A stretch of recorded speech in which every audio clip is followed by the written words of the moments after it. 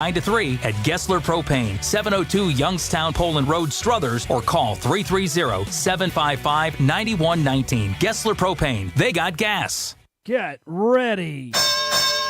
It's Fight Night in Youngstown with your host, owner and editor of YoungstownBoxingNews.com, Brian Whan. Yo, we are back at it here. Brian, Vinny, special guest Sam Calderon.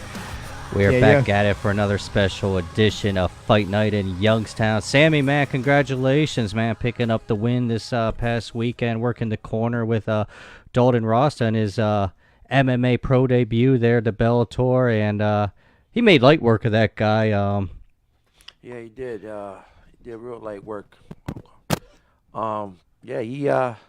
went out and did his job. He did what he was supposed to do. And he went out there and Bellator, after that fight, Bellator was real impressed with him for everything he did. He was nice and calm. It's the first time that a guy like that, comes out like that. They're not used to a pro debut coming out like he did, nice and calm, and he did a great job. He was focused for that fight. I went out with a couple of buddies of mine. We were at the Racino here in the Mahoning Valley, and I just kept watching the clock. And as soon as I saw the clock was at 8 o'clock, man, I put on my app there, and I was going bananas, man. And the one thing, and we've had Dalton on the show call in, and I've interviewed him a number of times and from a website. But the one thing about his MMA game, I mean, this kid's work ethic is second to none. And if he's not working on his, at the Mat Factory, on his wrestling game, and doing the other kind of forms of the mixed martial arts, but he really attributes his boxing game to getting to where he's at right now. And we saw a lot of that during his fight. I mean, he was standing up. I mean, he was letting his fists go.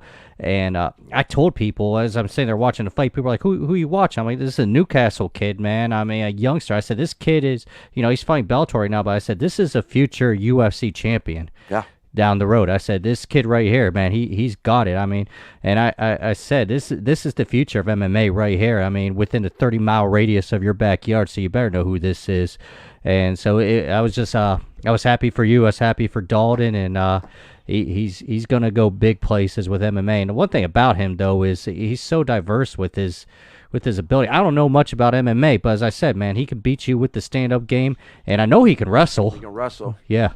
He's ever down. He's got kickboxer. He can kick. You see that? He hurt the guy's knee with one kick he had. His kickboxing coach is from Newcastle, Cristo, we call him, and he did a great job with the kicking. And we got a team. We got a good team going there. You know what I mean? We all are humble guys, and we go out there, and it's all about Dalton. Yeah. And Dalton's the number one guy. He's the one that Dalton puts 100% in everything he does, and it makes it easier for the trainer. Next time you guys get a fight lined up, next time they get a fight lined up beforehand or whatever, maybe like a couple weeks out or whatever, we'll have you guys come in the studio or whatever, and we'll talk the fight, man. That'll be good stuff. That'll be awesome. We need a UFC champ like that in out of Youngstown to go with the best. Let's correct that now. Yeah, not UFC. I say Bellator. Bellator. Get the Bellator belt first. Yeah, Bellator. Yeah, hey, listen, I don't know nothing about any of that sport. I don't watch it. So when you ask me, even with all the other different like MMA organizations that have come up, anytime I make reference, it's just UFC to me. That's just that's all I know. But we need him to come out with a Bellator championship in this area. Where he's going, he's gonna do it. The kid, he's motivated. He's got a goal he wants. He just graduated from college. I went to the graduation. I'm looking at him. I'm thinking, okay, he's getting a degree, which is great. But I looked the strap around his neck. I'm thinking, you real smart, ain't you? He goes, yeah. You know what I mean? Yeah. And he's a humble kid. He's a humble kid. He's humble. He's humble. When his fight time comes around, not so much. I wouldn't want to run into him in a dark alley, no doubt about it. But no, he's always good to me or whatever. So better yet, I want to know who you wouldn't mind running into a dark alley again. Go ahead, tell somebody. All right, I'll tell you how it is right now. But hey, Vinny. You were part of a win just 2 weeks ago.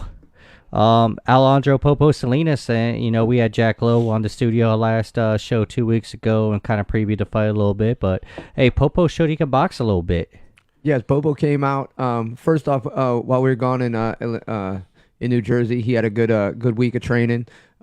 Stayed focused. was nice and relaxed, and he came out and we wanted him to box more, and show some of his boxing skill and not be so amped up and fighting with just raw emotion. And he did exactly what he planned out to do. It was at the end of the third round. At the end of the fourth round, Jack said to him, he's like, okay, it's time to turn it up. It's time to bring out the animal in you. We need that killer. And he went out and just not shortly after coming out of the corner, knocked the kid out. It was really impressive, and he listened real well in the fight and took his time, and he got the victory. And I'm real proud of him. He did what he set out to do. Salinas improved to 10-2 with 9 knockouts after a 2018, which saw him taste defeat his only time out, which was roughly a year ago against Segawa there. But no, great win for 24-year-old Alejandro Popo Salinas. And when I talked to him after the fight, he gave me a call so I could write my story. And he said, I didn't want to end it early. I had the power, but I wanted to come out and show people I know how to box, And I think he kind of wants to get away from being known as just a knockout artist, knowing that knockouts are only going to take you so far in the sport. And he realizes, I got to go what, won me youth championships, national championships, and that was boxing. And so, and he came out and he showed he can box. Yeah, well, I put in rounds with Popo in the gym, and I've been trying to stress to him, and the whole team has about, being, catching a guy with a shot he doesn't expect to be hard. When you're constantly throwing bombs all the time, after a while as a fighter, you kind of get not used to it, but you know what you got coming. Every punch is hard. You don't expect to get caught with something you don't see coming because every punch is hard. And I've been telling him, you just need to box a little bit and just let your hands go. You ain't got to try to kill somebody with every punch. You got to let it just happen. Don't force it. Like when guys play baseball, they try to force, hitting the ball deep and, it doesn't go anywhere. Right. But like when you just easily swing through and make contact, the ball flies. Same with boxing. And this was the first fight with Salinas underneath the Rising Star boxing promotion based out of New Jersey. And it looked like it was a pretty decent show they put on there. And they hope to keep him busy. And I guess they've given Jack the okay to throw him on his May 25th show at the Metroplex. No opponent named for Popo yet, but somebody does have an opponent named, and it's a familiar name to those who listen to our show, as a couple of shows ago we had the Conway brothers from Pittsburgh call in, Matt and Mike, and Mike's the older brother of Matt, and Matt's going for, I think, 17-0 his next fight. Matt's going to be fighting in early May in Pittsburgh at the Meadows Casino, but Vinny's going to be taking on the other Conway brother, Mike, who's well, Vinny, you're what, 4-2-1, and Mike's going to be bringing, I think, a 3-2-1 record maybe into the ring. So pretty even records there. So yeah, the only thing that isn't even in this fight is the age. The age. You got two Irish guys coming out to fight. We both like to mix it up. It could end up an all-out brawl. It could be a bloody war. We'll have to wait and see. But I'm looking forward to it. He's a good guy. Yeah. And I know they train hard and they take it serious. So we'll see what happens. I always come ready to fight. I can always be suckered into a brawl. So, we're just gonna have to let it flow and see what goes on. Just for the record, Vinny, you just turned 40. About 2 months ago, and Mike is, I believe, 24 years old, and he'll be coming off a disappointing draw at Mountain Air in February against David Pena. I thought Mike won the fight 3 rounds to 1, but we'll see what happens. This is when I saw this matchup, man. I'm cool with you. Obviously, you're one of my best friends, and I'm pretty tight with the Conway brothers. It was just one of those situations. You're like, oh man. But at the end of the day, man, days you stay friends. Yeah, that's it. As I said, at the end of the day, it's gonna be easy for me to get quotes from both fighters. So yeah, absolutely. And it's this is business. This is it's personal right now because we're gonna be in the ring together fighting. But this is business. Guys that know each other fight all the time. Yep. Man. So I got 2 little brothers in the gym right now, the twins, Whan and Jose. They're constantly just beating the heck out of each other all the time. I bet you the best fights between them happen at home over Fortnite. Yeah, you're possibly right. Although I think at that situation it would be Jose. Jose might put the whooping on him. That's what I would think at home. At home. You know, he's a big boy. You get close to him, he grabs you, you're done. Before we move on, and we're going to end up spending a lot of time on this, and this is pretty much the reason why Sammy came on, is to address a WKBN article that released. But I just want to remind people that up until April 8th, stop by Southside Boxing Club between 4:30 and 7 p.m. and bring some non-perishable food items, as Southside Boxing Club's teamed up with the Rescue Mission to help, fill and get some family some Easter meals, whatever. So I guess the gym has set a heavyweight limit of 200 pounds of food. So make sure you stop by Southside Boxing Club. That's at the corner of Mahoning and Willis, right after pretty much the bridge there on Market Street in Youngstown. That's running now through April 8th. Stop down Monday through Friday between 4:30 and 7 o'clock, and bring, some corn or whatever you can afford to bring in, man, and help a good cause with the Rescue Mission of Youngstown or the Mahoning Valley. And you feel free to bring me something too. And feel free to bring. You gotta be watching your weight, homeboy. Yeah. I can save stuff. Let's get to it. About a week ago, WKBN.com, an article comes out, and it talks about, is boxing dead in Youngstown? And I know you have things to say about it, and I know Sammy has things to say about it. So pretty much, I'm gonna give you guys the microphone here, and I'm gonna, you guys are more in touch with the scene than I am, have been on it longer than I am. So I'm gonna let you guys kind of go on and say your pieces here. Go ahead, then, man. No, you go first. Go ahead. All right. Let me start by addressing the article. That was the title, right? It's Boxing Dead in Youngstown was the title, if I'm not pretty mistaken. much. Yeah, it was me. But was this a slow news day? I don't know. I just think that they came out the wrong way with what they said, and or the way they titled it. By all means, the sport isn't dying and it isn't dead in Youngstown. When you think about boxing back when Sammy came up and at the beginning of my career, there was a lot of gyms in the area. And now we're down to, as just boxing gyms, I'm talking about, we're down to what, three? Three gyms. I don't even think Warren has a gym anymore. No, not anymore. Zach Page is trying to open one up in Warren, and we're helping him out with that. But right now it's just Jack, Downtown Gym, and Keith right here in Struthers. Yeah, so what I'm getting at is back when there was 8, 10, 11 gyms, each gym had 20, 30 guys in there, right? Well, but our population I want to know, it was the population. You got to understand something.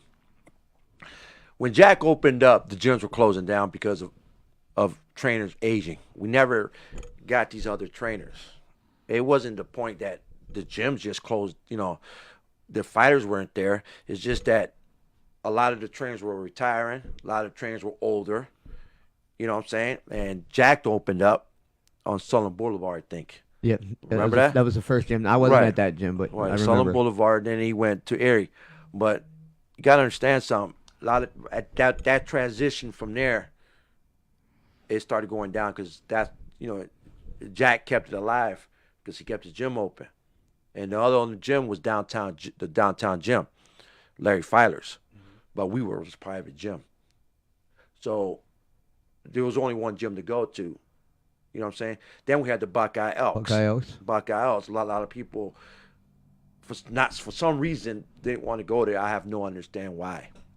Because I'm gonna keep it real. Guys might get mad at me what I say, but who's the best trainer in Youngstown? Yeah, Jack had a champ. So did Mr. West. Mm-hmm. Mr. West is knowledgeable of everything. That's why I get kind of mad when they said that we're not getting taught proper. You know what I mean? Yeah. But at the same time, Mr. West taught us proper. Hey, his son was rated in the top 7, in the top 10 in BC. He must have been doing something right. He had Lampkin. Yeah, you say that. I'm thinking back, even Earl Charity. When he was around, right. he was knowledgeable. Right. Earl Charity's knowledgeable, but that's what I'm saying. We had a lot of trainers who were knowledgeable that was passed on to other guys. Mm-hmm. Just other guys were interested in training. If you ask a world champion right now, the guys in Youngstown don't want to train, they'll tell you, no, I ain't got the patience. You got to have patience to do this. You absolutely do. You know what I mean? You gotta Man, let me tell you know you what. what. You got patience. You gotta have. You just gotta be. You gotta do this because you love it. Yeah, and you gotta it's like for me, you gotta do it because you love it. I love the sport of boxing. I love the people involved in boxing. I like the work ethic. I like what it does to people, how it changes their lives. Right. I like how it builds a lifestyle. And you know, so like for me, when I'm with these kids, and you're right, the patience, and it's more along the lines of I'm giving back the knowledge that I consumed throughout the years from Tony Mariana. Right. That's where I started at, and then I went to Earl Charities, and then from Earl Charities I went to Jack Lowe's, and then from Jack Lowe's, you know what I'm saying, I went to Barry's Box. Actually, I went to Nevada Partners, then to Barry's Box, and then from Barry's Box to Johnny Tacos, then to Top Rank. So, hey, and I trained with a lot of well-known fighters, Augie Sanchez, Bones Adams, or Diego Corrales. I was with Floyd and Roger and Jeff and all them at Top Rank. And I was trained by that sums up. Now you're messing things up. I was trained by Earl by Mike McCallum and Eddie Mustafa, and they gave me a lot of knowledge. And now I'm at that point where it's like, okay, I would like to pass it on, right. So that therefore, like in the future, one of the young guys that I'm working with might step into my shoes, like Jack has brought me into his shoes, you know. So I get what you're coming from there. Absolutely. Right, it's a lot of people don't know my career. I first started off with Frank Gentile down at Sammy Quickstop down in Struthers. No, I remember Gentiles. Yeah, well, the first year, the Golden Gloves were in January. I was 15. And I fought. I was supposed to be 16. Mm-hmm. And Earl Charity caught it. With my parents. So from there, I transferred to AMO. And that's where everything took off. But boxing for me was not a full-time job. I also played football for Camel. So, and I was a first-team conference player, just to tell you that. All right. But my brother moved up to Massachusetts, and I decided after high school I was going to do the boxing. Football, I got a lot of scholarship offers, but when I hurt my shoulder and plus my legs, I wasn't going to make it. I got skinny legs. Your fighter legs. I had fighter legs, exactly. I went to the Pernalelli gym. You know what I'm saying? If you guys know who Goody Pernalelli was, the Penalty Brothers, they had Hagler, Robbie Sims, Stevie Collins. They had Stevie Collins. They had a lot of fighters. The first day I got there, I walked in, and I ended up sparring Robbie Sims, if you know who that is. Robbie Sims, if you look it up, is Marvin Hagler's half brother. He beat Duran, and he was also the champ. I went back the second day. I had to spar Stevie Collins. He was the first 168-pound champ in IBF. Mm-hmm. He was supposed to fight Roy Jones and everything. I sparred him. Third day, I went back, and I said, you know what? If they made me spar again, I'm just going to go at them. So he made me spar Stevie Collins again. And he threw me around, blah, blah, but I came at him. I tried. I was 18 years old. You know what I'm saying? Mm-hmm. So after I got done, that's when Goody was like, come on. And he goes, take your stuff and go get your locker. I earned my locker that third day. That's how gyms were run back then. Mm-hmm. You know what I'm saying? Just way I want to know if you was serious. I was serious. And that gym and I learned in that gym that it wasn't just a boxing gym in there. I noticed that there wasn't a lot of kids in there. It was all professionals. It was a business. Mm-hmm. You got what I'm saying? Once you have a world champion, you got you got a Fortune 500 company. Let's keep it real. Yeah. The money they're making now. And that's what I learned from this man. You know what I'm saying? Mm-hmm. And from stories. I had Gil Clancy come into the gym watching videos with, it wasn't the videos, the camera with the VHS. Not the VHS, but the roller. Like the 8 millimeter. Yeah. He was back in the 8 tracks. And like I was bored, and I would sit there and just watch these guys and famous trainers coming in talking to good, and they're watching old films. I'm sitting there on a stack of telephone books. That's when we had telephone books back then. They were huge. And I'm sitting there just watching, listening to these guys because I was bored. You know, then after a while, my shoulder, like I told you, my shoulder never came through, and I got frustrated. And I says, you know, I want to turn pro. And Goody told me I'm not ready emotionally. Physically, I was ready for a thing, but not emotionally to be a pro. They took this serious. I said, well, I'm going back to Ohio. Came back. You know, I made some money up there, and I opened my own business. So I didn't box for about 4 or 5 years. When I came, and plus, you know, my amateur career, I had over 100 amateur fights. You know, because Amo used to have us fighting like 3 times a week. Because that was back then. Yeah, back then there was a lot of fights. There was Tuesday night fights in Akron.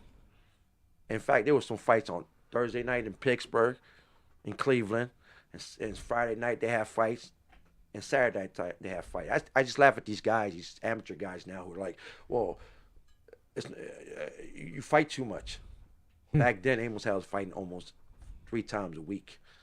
Yeah, well, when guys say you're fighting too much, well, you should be taking the blows to your head in fights, right, and not so much in the gym, because that's where guys end up getting hurt, really, in the gyms. I had that episode happen to me down in Pittsburgh, Brian Sims. He fought on a Friday night, and he was supposed to fight on Saturday night. One guy is saying, "Well, I don't think that's a good idea." Why? Because why would you do that? Nobody does that. I looked at him like, whatever, dude. I said, you must be a YouTube trainer, ain't you? Yeah, the YouTube. You know what I'm saying? He looked at me like, you know, pissed off mood. You know what I'm saying? But what do you do when you go to tournaments? Yeah. That's me. My bad. Amateur. Vinny. It's, you know, things happen. You forget to turn your phone down. I'm sorry. That's my I guess my notification sound. Right. Well, it sounds like robots. Well, like I said, you know, I went to the gym. I went back into the gym just to work out, and there was an episode that happened that I really don't want to bring it up, but it was with Emil Tanner. That happened, and Emil, I loved Emil like a father. Let's keep it real, but he changed, and so it was a reason. I don't want to bring it up, but I told Emil was like, "You want to get a fight, amateur fight?" I'm 24 years old. I had enough amateur fight. What I told him was, "There's a fight in Bournemouth at Mr. Ant." I says, "Let me do that one fight. If I do that one fight, I know I turn pro. You know you had a pro guy, and we'll go on to that." I was never meant to go more than one fight. Well, what happened is I ended up going one fight, came back, second fight, ended up 10-0. Yeah. And if you look at my box rec, I upset a lot of guys who were undefeated during my box rec. They threw me to the monsters. And it just, a lot of other things happened that caused, but of all meantime, I was getting asked to go back to Pantanelli's gym. Goody would call me up, say, "You coming back home? You coming back home?" Well, like I tell guys, here's a guy who's, and the guys can say, like I says, there's no difference between Goody Pantanelli and Robert Garcia, because Goody had multiple world champions. He had one of the greatest middleweights of all time. You know what I mean? But here's a man who wanted me to go back, so I must have had something for him to want me back. But you know, I got past all that. My career turned out the way it turned out because, you know, you got to do this full time. It's got to, like I tell my guys, it's got to be 100%. If it's not 100%, you're not going to go nowhere. You got what I'm saying? I do.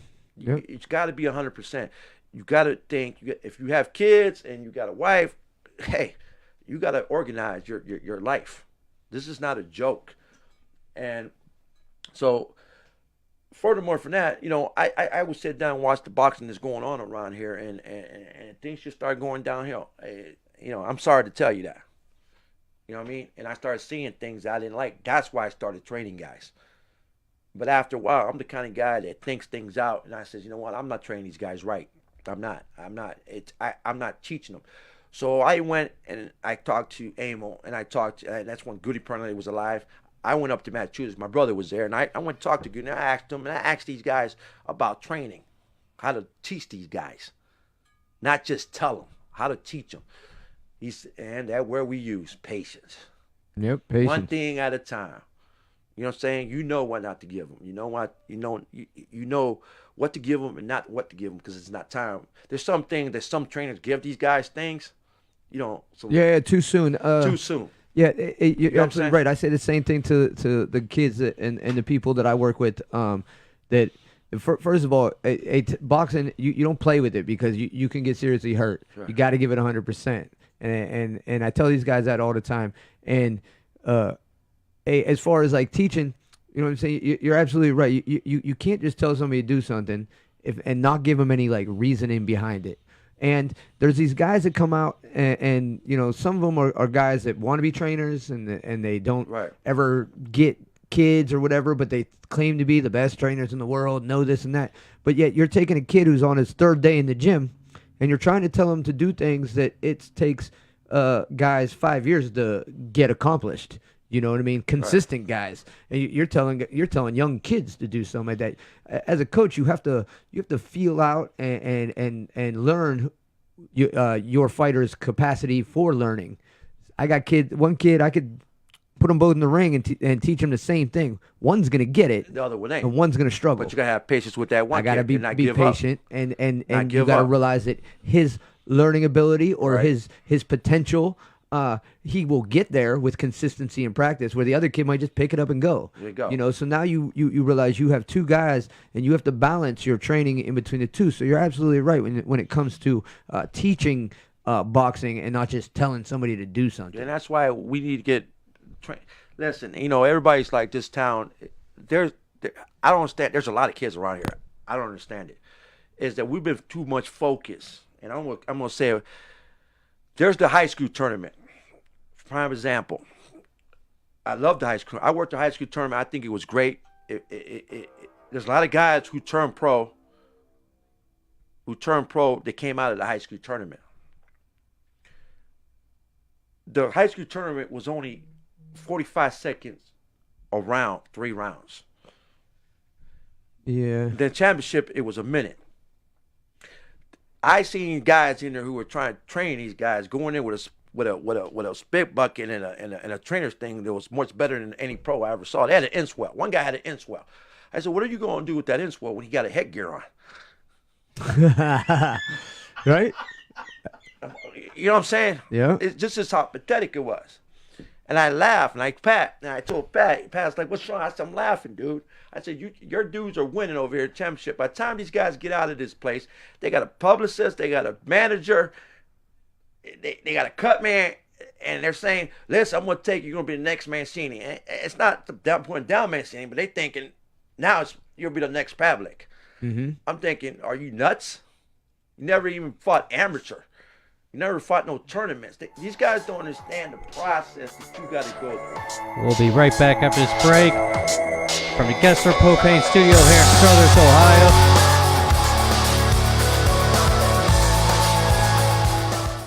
Welcome to Calvin's Barbershop. You all gotta see this. I don't even want to know what you're looking at on that phone. Well, you should. I was learning about the dangers of high blood pressure and that we need to get ours checked regularly. High blood pressure can increase the risk of heart attack or stroke, but this text program can help keep it at a healthy range. Just text Barbershop to 97779 to sign up. I'll get right on it as soon as I'm done with this baby panda video.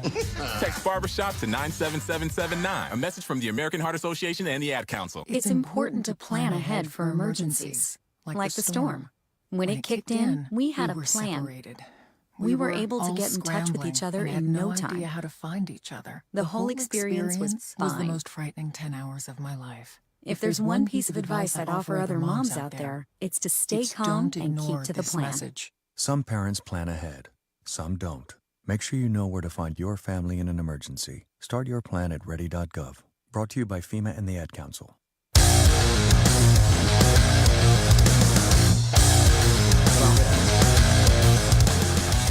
We are back at you here from the Kessler Propane Studio. Vinny O'Neill, myself, Sam Calderon, and where were we? We were talking about the KO Drugs tournament. People using headgear and inswells and all that fun stuff.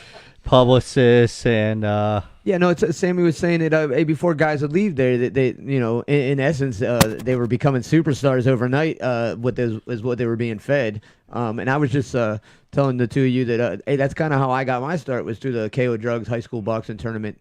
After I fought my first year and won the championship, it wasn't like but 2 weeks later, and I got phone calls. Yeah, the thing about it is that Tony was a legitimate trainer. Yeah, he was a legitimate trainer. And Yeah. he saw that where you was from, and he said, "Hey, I'm gonna get this kid." Of course, you know, I have got a lot of fighters out of the high school. The high school tournament, yeah. You know what I'm saying? But I'm just saying that these guys want to take these kids somewhere else. You know what I'm saying? They want to take them. They give these guys dreams that it's not realistic. Yep. I don't get what, you know, you got to put the grind in. Got to put in the time. You know what I'm saying? You got to put the time like Jack did. Regardless if you want to say, hey, right, Jack turned that key every day. Mm-hmm. Every day. He turned that key and opened up that gym, all right? Absolutely. Okay? He took public where he had to go, to all the tournaments, where he had to go. It took a lot of guys. A lot of guys. A lot of guys. Well, I mean, we used to take full teams. Full teams. That's guys we should do back in the days. We used to go full teams up to Cleveland. We used to go full teams. Every gym went to, you know what I'm saying, with a full team. But we got experience, and that's what you need. They thinking if you got, there guys out here got 30 amateur fights, and they think they're ready for the pros. I was into my 70 amateur fight and dream about thinking that to turn pro was like getting drafted. Yeah. You got what I'm saying? Yeah.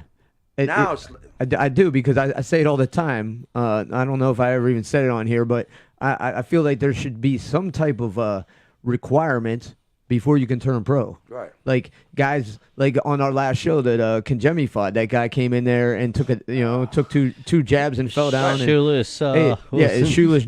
Whatever his Joe name was. Taylor or John. Yeah. Anyways, here's a guy who's coming for a professional bout, who doesn't have his own boxing shoes, who doesn't, like he doesn't have trunks, he doesn't have nothing, and he's making he's making some money, but he's not a fighter. He had no background to even call himself a fighter. I tell my kids in the gym, hey, I will consider you a legit boxer at 15, 20 fights when you've put in 2-3 years worth of training and boxing. Too many guys, and we've all seen it as fighters. You're out somewhere, and so I get this even now, which I find even more funny now because I've been in charge of the Southside Boxing Club amateur program for 3 years under Jack Lowe, and guys will be like, "Oh, my buddy, he used to box. Oh, where you box at? Oh, I trained down at Southside Boxing Club. Oh, when was the last time you were there? Oh, probably about a year ago. Well, news for you, buddy. No, you're lying to us. No, I'm like, if you were there, I trained you, and I haven't trained you. You get that all the time, and back to what I was saying. So I feel that there should be some type of natural requirement to turn pro. Like when I was in Vegas and was looking to turn pro, the commission came down and wanted to make sure that I was capable of defending myself, was able to go to 4 rounds, was able to turn pro. And I thought that was the way it worked everywhere. But throughout the years, I found out that's not it at all. I did this Bellator with Dalton, and I got the light bulb just went on top of my head as soon as I got there. Everybody talks about the MMA and everything. Dalton got there the first day we got there. He had to do a photo shoot, sign papers. We had to do all the copies, trainers. Second days, they put him through. He had to do a stress test. The stress they put him test. through a workout. They put everybody through a workout. They made sure these guys were in shape and their heads were on. Mm-hmm. When they did that, I called a certain promoter. I said, listen, dude, if this was in boxing, you would have been out of business. Yeah. You know what I'm saying? Yeah. You would have been out of business. I got much respect now for those guys, what they do. And they treated us like gold over there. You know what I'm saying? The way they talked to us, like the commission talked to us like we were men. You know what I'm saying? There was some commission, they just talked to you like... Yeah, like they're better than you. Yeah, you know what I'm saying? But these guys talk, and I got a new understanding about the West Coast boxing. Mm-hmm. You know what I'm saying? I'm still a Midwest guy, and I'm still going to be a Youngstown fighter. Sorry. You know what I'm saying? And that's another thing. When I went to the Punchinelli gym, I want guys to understand this, the reputation Youngstown fighters had. When I walked in, and there was a bunch of guys over there sitting down with big cigars, and Goody says, "Oh, this is Calderon. He's from Youngstown, Ohio." Oh, Youngstown, oh. Yep. Hey, anywhere I went out west, same thing. I'm going to tell this story because, man, she's going to love this story. So I'm sitting there, and they're like, Youngstown, great fighters, remember? And they were naming places that, there was a couple places I knew, with places they were naming. I was like, I don't remember that. Then somebody goes, oh, home of Boom Boom Mancini. So somebody goes, oh, he ain't nothing. So I got mad. Hey, and I was like, oh. He goes, ain't that your Kumba? You guys are all Italian. He goes, hey, he's not a Rocky Marciano. And that's where I was at in Brockton, Massachusetts. Yeah. Should have known better. You know what I'm saying? Yeah. But the way they were talking about Youngstown fighters was like, we was for real. You know what I'm saying? Mm-hmm. Nowadays, it's like, the only person we have was Pab, but he showed it when he came off the canvas because Jermaine tell her what a Youngstown fighter was all about. But we don't have that reputation no more. No, it has faded. It has faded. But when I was in Vegas, all over those gyms out there, and I would tell people I was from Youngstown, that one of the first things that was said was, "Oh, this boy can fight right here. I'm sure of it. He's from Youngstown." Right. Youngstown has a status in the boxing world, and for being the size we are. For being the size that we are, and we're gonna go back to it. That's what upsets me about everybody trying to say boxing is dead. It's not dead. And it even irritates me more to hear that it's dead in Youngstown. Because you'll hear boxing is dead from people, you know what I'm saying, all over the place. But when you say boxing is dead in Youngstown, it's not dead. The kids are different. Right. The times are different. How we get kids in the gym needs to be different. Where we're looking for our prospects is different. Okay. A lot of these, like you said just a few moments ago, you can't. It's hard to get guys to walk 2 blocks of the gym. Right. I got a kid right around the corner. Okay, not even a half a block away. He's like literally up the street, around the corner at the other corner, and he's not in the gym. He comes down there once in a while. But he's not there, and it's like, yo, if I only had to go from that point A to point B, and it was only not even 100 yards. Man, but I'd have lived that. A lot of it is telling these kids. You tell these kids that they come to the gym and you tell them they could be a world champion, they can do this. Yeah, okay, that's fine, but you got to work at it. And then certain guys only work with guys they think that's going to be good. They won't worry about it. Like you do. You put a bunch of group of guys together. You evenly work with your guys, am I right? And they love you for it. Yes, I try my best to give everybody a little bit of time. Right, and that's the way it's put. And try to bring out the max potential out of every kid that I'm working with. But at the same time, I will say that Talk about the kids who want it, you want to give them a little more. Yeah, really the kids that are there and that are showing me that they want to work are the ones I put forth more and more effort with. Because there's kids in there that when I put everybody out to go running, they're still in the gym sitting on the bench or putting their hand wraps on. It's like, why didn't you go running? I know you didn't run on your own. So that's showing me right then and there, you don't really want to be a fighter. Like Keith, Keith Burnside's is over here in Struthers. This gym is packed. But what hurts us is Cleveland and Cincinnati. They got great trainers, don't get me wrong. Mm-hmm. But they also have, the city invests in their kids. A lot of it, the city's paying for some of these guys to go to USA Boxing. You know what I'm trying to say? We got to go out of our pocket. Mm-hmm. So we got to pick who and who's going to go, and that's not fair to none of the kids. Yeah, and that's what's hurting us over here. People need to get more involved. We need the city to get more involved. If Keith's in Struthers needs to get involved because he's helping the community out, straighten out some kids in Struthers. It was. See, I looked into it. I might have mentioned it to you in the past about they have like the Cleveland Pal. There's pals everywhere. New York has pals. Everywhere has pals. Like pals, but us. But that money, from what I've been told, that there's pal money available for us, but can't anybody tell me how to get it or where to go to start finding out how to get it? Because like that money's there. That money's there for the kids. Well, they aren't gonna. That's something. That's a whole different topic that we don't want to get into. But what I was relating it to is you're right. Like, right. Hey, the city. You know what I'm saying? If that money's there and you've got money for programs, and then somebody should be approaching the guys such as yourself right. that are out here and right. and trying to increase the popularity and get kids off the street. What the average people don't realize is boxing is much more than just two guys get in there and fight. It teaches you discipline. It right. teaches you respect. It teaches you self-respect. It gives you the confidence to carry your head high. And friendship. I've been friends with guys since I was boxing a little kid. Listen, and still friends. We'd be better friends if had you punched me in the face. Exactly. You know what I'm saying? Hey, I'm always. But you was too beautiful. I just want to. Yeah. Punch. You don't. When I first met you, I just want to punch. Man, you, everybody right? wants to punch his face, yeah. bro. Hey, I put on my headgear and my gloves in the gym, and everybody's mouth waters. You know what trainer looks like he's been punched in the face the most? I just got to drop a Dickie Green. Oh, Dickie Green. Let's not even bring that stuff. Hey, don't get me going. That's Sammy's best friend. Yeah, whatever. Go ahead. Yeah, okay. For all the viewers out there, listeners, whatever you want to call it, hey, Sammy Calderon and Dickie Green are on the up and up. Yeah, right. Okay. See, I got him razzled now. You don't even know what to do. No. But like I said, this could be done if we all work together. That's us trainers instead of competing against each other. I don't care. Like I told you, I'm on videos on Facebook. I don't care who got who. If you're doing great, fine. I'm doing it because I love to do this. I'm fine financially. I'm fine with my life. I'm fine with the life I have. I just love doing this. And like I said, this sport, I never fulfilled the dream I was supposed to have. And everybody keeps saying that, but Goody told me, a certain person told me I was not going to make it because I wasn't paying attention to what I was doing, and that was Marvin Hagler. I remember when he came into the gym, he told me straight out, you're not going to make it in this sport. Why? You're worrying about the streets too much. Concentrate.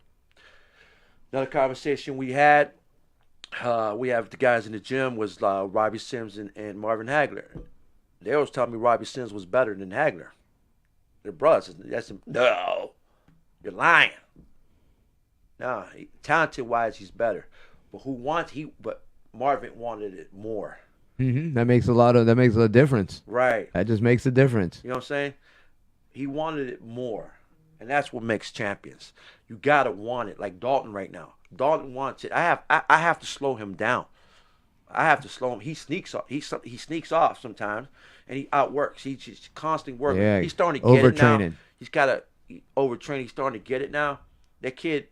If that kid was like a lot, like right now, I got a kid, Brian Sims. You know who I'm talking about. Yep. He's tuned in right now, I believe. Yeah, he was only been boxing 2 or 3 years, and look what he's doing, because he's tuned in now. He's into the boxing. He knows, he understands what's boxing about, because he'll tell you. I put him through some tests. Yeah, I was just talking about him today. We went out to Newcastle, Terry Black's gym, the Foundation of Spar, right. And I was riding out there with one of my fighters' dads, and we were talking about Youngstown fighters, and I was telling him about Brian Sims, and it was in reference to now that he's done with school and he can focus more on boxing, you're starting to see the difference in Brian Sims' fighting ability and, right. and his focus in the sport of boxing.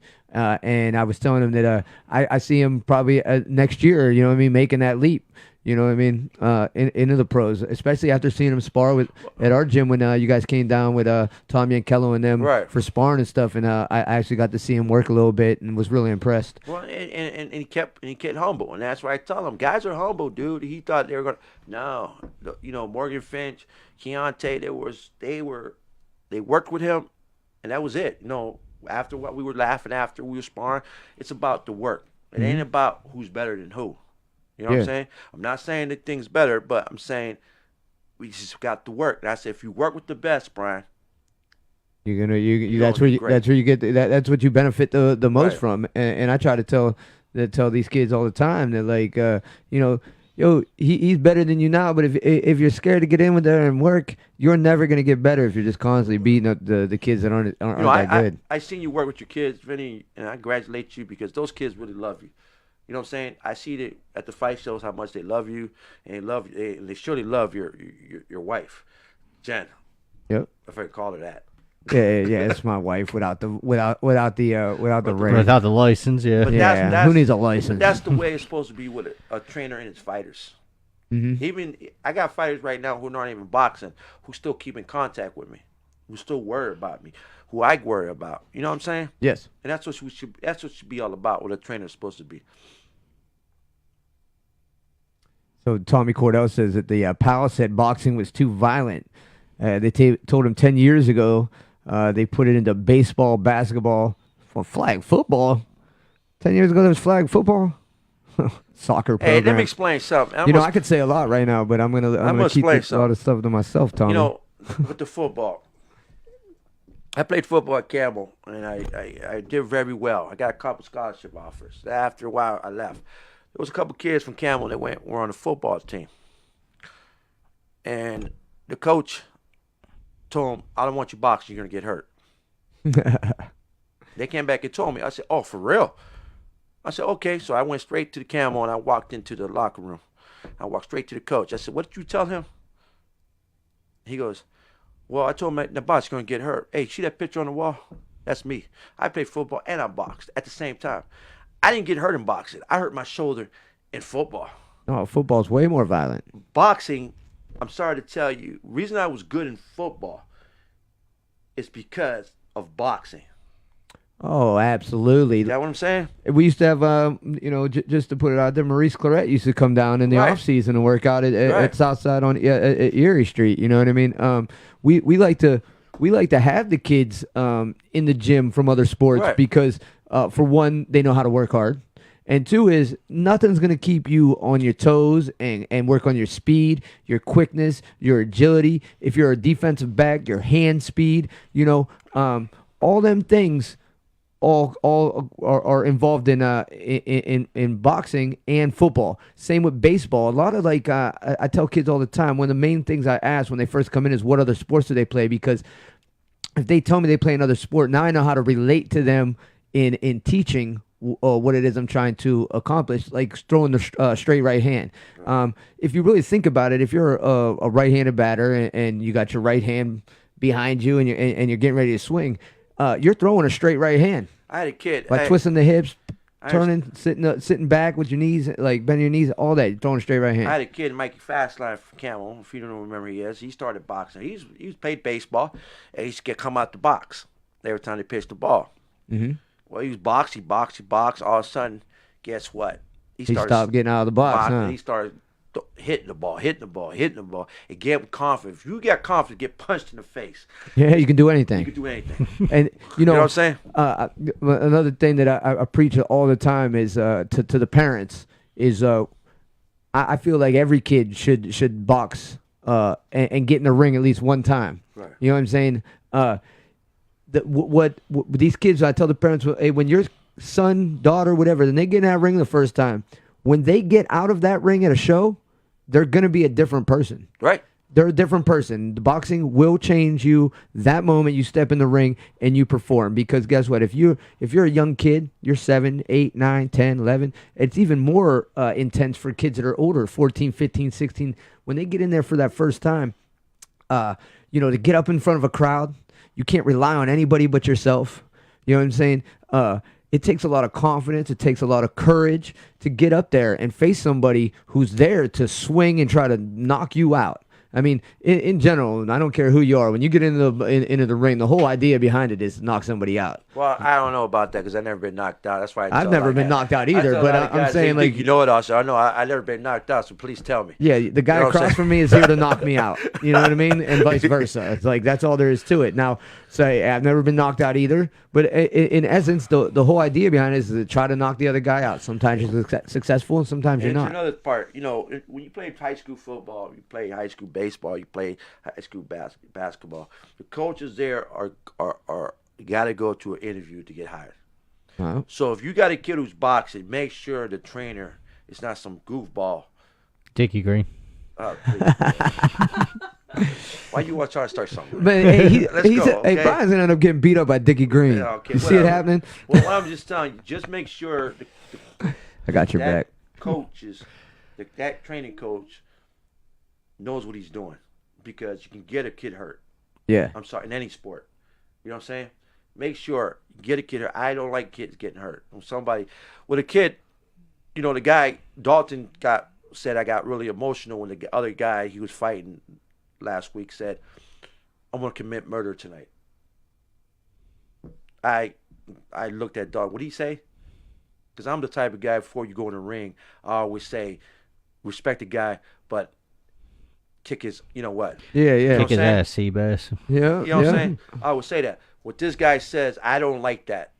You don't tell an opponent you're going to murder him. Because how about something would happen just like the episode that happened back then? You remember? Yeah. You don't know what's going to happen. He's a warrior just like you. He's in there doing what you're doing, love what you're doing.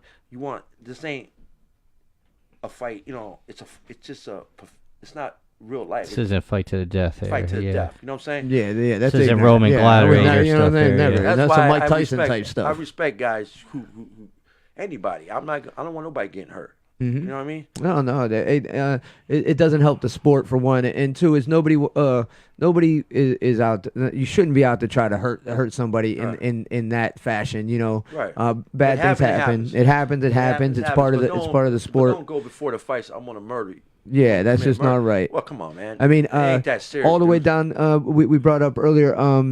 You know, everybody from Youngstown, Dooku Kim. After the fight with Mancini, they went into his hotel room, and on the lampshade, was it a lampshade he wrote it on, or something? It said, "Kill or be killed." Yeah, some fight, fight or die, something. But there was something like that. You know what I mean? Fight to the death or something. I don't know what the exact verbiage was, but he had written something on something in the hotel room, and then later on, you know, that evening, he you know, perished in the ring. Right. And you know, when they went back in there, it's just kind of like, yo, did he know something ahead of time? But how did it affect Mancini? But that's what I was just about to say. It affected him greatly. Just like other guys, you affected. What's his name? Anthony. It affected him in some way. You know. Yeah. You're doing this just to do something. Somebody gets killed. Yeah, and I've talked about this before on the show. That you know the commission. You know what I'm saying? I don't know, but like nobody got this kid any bit of help, and he didn't go talk to anybody on a professional level. You know, and I put that on the boxing commissions, and you know, this kid didn't have the money to go pay for therapy for months. You know, to work through the issues, and I firmly believe, you know, and I don't care what anybody says. I firmly believe that. Part of, not all of, but part of the kid's problems is he's never really moved past that. Yeah, he had a couple good showings after that, was riding that high horse, but who knows what real effect that had. It might just pop up on him. Yeah, who knows what effect that had. You said that one time about me being a psychiatrist. Pretty good at the psychiatrist guy. It's funny about Danny. I remember you said that. But it's true. Yeah. You know what I'm saying? There's guys that just... They get like Danny, you know. Danny looks fantastic, and then he'll get in there. We got a game plan, and he'll go somewhere else through the valley. Yeah, you know what I'm saying. And then like the last fight he had, he almost had the guy out. And I told him before the fight, listen. Well, he found out when the guy came in. There was some guy came in was trying to explain to him what to do. Telling Danny, some ramblers guy said, "Hey, where you from?" He goes, "I'm from up here." I says, "What gym you from?" He goes, "I'm from the Capiello gym." I said, "Mike's gym?" He goes, "Yeah, how'd you know?" He goes, "Well, I used to go to that gym, Capiello Brothers." I says, "What are you doing in here ask Danny about this. What are you doing in here telling my fighter what to do?" Yeah? Oh, That's wild. Ask Danny. And he looked at me. I says, "Are you nuts? Hey, I'm going to call Mike right now, Capiello. Yeah. And I'm going to tell him that I'm going to physically harm the guy that's in the locker room." Danny's looking at me like, "Hey, Danny, he'll tell you." You know what I'm saying? Yeah. And I was like, okay. So this is just some random guy?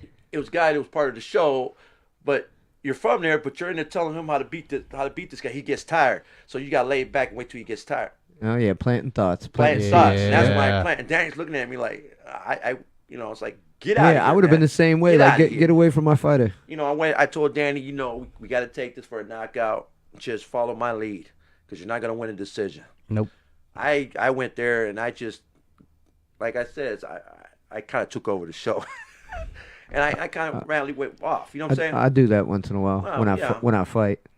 But like one point I was trying to make is, as a trainer, you gotta be there for your fighter. You gotta, and I tell a lot of fighters this. Here, somebody told me this. A great trainer told me this. You're not getting in shape to box. You're getting in shape not to get hurt. Mm-hmm. That's the truth. Am I right or wrong? Truth. That's absolutely right. Like, the better shape you get in, the stronger your legs are. You're more durable. Right. You know what I mean? Which sometimes can benefit you and sometimes not. But yeah, you're absolutely right. You're getting in shape. You know what I'm saying? So that you don't get hurt. You know, and that was a great point, because anybody can get in there and box, man. I see it all the time, and we've talked about this, guys. Right there in the locker room, I can tell whether or not you could tell me all day, every day, that you've been running, that you're not out late, you're eating right, you're doing all these things that you're telling me, right? But the second we get in the locker room and it's almost time to get on, I can see it in their actions and their emotions and their facial expressions. Like, you haven't done what it is that you said you were done, and now it's sneaking up on you. It's creeping up in the back of your mind, and you're exhausting yourself with nerves. Well, did you see what I put on Facebook yesterday? No, I didn't. I put on. Oh, you told me you ran 5 miles every day.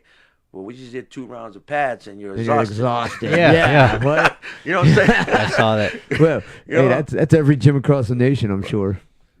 Like I said, we can bring boxing back to young. It's here. It's always been here. We just got the kids involved and everybody else involved, and it's a great sport. I'm trying to tell everybody that. It's not going to play out natural. Okay. Well, that looks like it's it. We just got the. We just got the knot. We just got the knot. That's fine with me. Thanks for tuning in. We will see you in 2 weeks. Thanks for Sammy for coming out, Vinny. Yeah. This is number 90, Hassan calling, and you're listening to Western Reserve Radio, home of the Cleveland Cobras on westernreserveradio.com. No, it's their new station ID. Quicken Loans presents the Sports Flash, driven by Jeep on Western Reserve Radio. Major League Baseball on Tuesday. Cleveland had the day off. They'll take on the White Sox at home this afternoon. The Brewers beat the Reds 4-3. The Toledo Mud Hens open the season at home Thursday against Louisville. The Columbus Clippers open up at home on Thursday against Indianapolis. On the ice last night, the Blue Jackets failed to clinch a playoff spot. They fell 6-2 to the Boston Bruins. The Blue Jackets slide to the second wild card spot in the East. They're tied with Montreal. The Canadiens came up with a big win against the NHL leading Lightning. Carey Price made 22 saves in a 4-2 victory. Carolina leapfrogged Columbus in the standings with a 4-1 win in Toronto. The Canes now within 2 points of the Penguins for third place in the Metropolitan Division. Pittsburgh missed out on a chance to clinch a playoff spot when Tyler Bertuzzi led the Red Wings to a 4-1 win. Jeep's the most awarded SUV brand ever. Take advantage of Jeep Freedom Days now at your local Jeep dealer. The Sports Flash is driven by Jeep. Chuck Sanders, Western Reserve Radio. The tradition. The suspense. The race. The Kentucky Derby is the pinnacle of horse racing. Rocket Mortgage is giving away 20 VIP trips to witness the Kentucky Derby in person. And one lucky winner will receive $250,000. Use it to purchase your dream home or pay off your mortgage. Enter today at homestretchsweepstakes.com. The fashion, the mint juleps, the parties. This is your opportunity to experience it all firsthand, thanks to the Rocket Mortgage Homestretch Sweepstakes. Enter for your chance to win $250,000 and one of 20 VIP trips to the Kentucky Derby. The Rocket Mortgage Homestretch Sweepstakes. Enter today at homestretchsweepstakes.com. No purchase necessary. 21 years or older. Ends on April 7, 2019. HomestretchSweepstakes.com. Equal housing lender licensed in all 50 states. NMLS number 3030. Hello, Kubo. What have you got planned for today? Come on, this way. Adventure can be found anywhere, but the best place to start is in the forest. It's the most powerful magic there is. Head outside to discover incredible animals. Wow. And beautiful plants that come together to create an unforgettable adventure. So grab your loved ones and explore a world of possibilities. Visit discovertheforest.org to find the closest forest or park to you. Brought to you by the Ad Council and the U.S. Forest Service. My teacher said that we should have a plan in case of an emergency. Do we have one? First thing I'm gonna do is grab a flashlight with dead batteries. I'm going to start randomly throwing clothes in the bag. You two will be hiding in the closet and Dad won't be able to find you. And that's when we both start crying. Uncontrollably. Can you pass the cutlets? Winging it is not an emergency plan. Make sure your kids know what to do during an emergency, who to call, where to meet, what to pack. Search Ready Kids at nyc.gov or call 311. Brought to you by the New York City Office of Emergency Management and the Ad Council. During the fall and winter, grilling season never ends, and Gessler Propane is your local supplier that makes sure you get your hard-earned money's worth. Why go to gas exchanges to pay higher prices for tanks not filled to capacity? Gessler Propane makes sure you're prepared for year-round grilling with 100% filled tanks at a reasonable cost. See Bob Monday through Friday, 10 to 4, and Saturday, 9 to 3 at Gessler Propane, 702 Youngstown Poland Road, Struthers, or call 330-755-9119. Gessler Propane. They got gas. Hamilton was adopted from a rescue in 2008. He really likes to be around people. I get out my mat and I'm doing a downward dog and he's underneath. He's quite the pug about town. He gets invited to a lot of parties. He knows he's a pretty big deal. Look at this little face. How could you not love him? Hamilton the Pug, Instagram star, and shelter pet. Amazing adoption stories start in shelters. Visit theshelterpetproject.org to find a pet near you. Brought to you by Maddie's Fund, the Humane Society of the United States, and the Ad Council. You make sure his toys don't have any sharp edges. You taught her what to do when the smoke alarm goes off. You do so much to keep your child safe. But are you using the right car seat for your child? Car crashes are a leading killer of children ages 1 to 13. Protect your child's future at every stage of life. For information on the right seat for your child, visit safercar.gov/the right seat. A message from the National Highway Traffic Safety Administration and the Ad Council. So you see, son, good manners are important. Should I go through it again? Yes. Yes, please. Yes, please. Exactly. Always say please, thank you, you're welcome, and excuse me. Sit up straight, hold doors open, don't speak with your mouth full, keep your elbows off the table. Share your things, play nice, and generally treat others the way you'd like to be treated. Got it? Got it. And stop picking your nose. Most parenting is hard to do in just 2 minutes. But 2 minutes twice a day making sure they brush their teeth is easier, and it could help save them from a lifetime of tooth pain. Visit 2min2x.org to find out more. A message from the Partnership for Healthy Mouths, Healthy Lives, and the Ad Council. I'm a retired school psychologist, and helping people was my thing. After my stroke, when Meals on Wheels started, I was on the other end of the stick, so to speak. My name is Julius Gaines, creative writer, poet, photographer. 1 in 6 seniors faces the threat of hunger, and millions more live in isolation. Drop off a hot meal and say a quick hello. Volunteer for Meals on Wheels by donating your lunch break at americaletsdolunch.org. This message brought to you by Meals on Wheels America and the Ad Council. I can't wait to see what you... Oh, you shouldn't have. Thanks. Never give another bad gift again with Gifting Map. From the creators of Culture Map and Sports Map comes Gifting Map, your one-stop shop for gifts, featuring local brands, awesome products, and more. Sign up for early access, special discounts at giftingmap.com. Let our gift experts help you. Sign up now at giftingmap.com.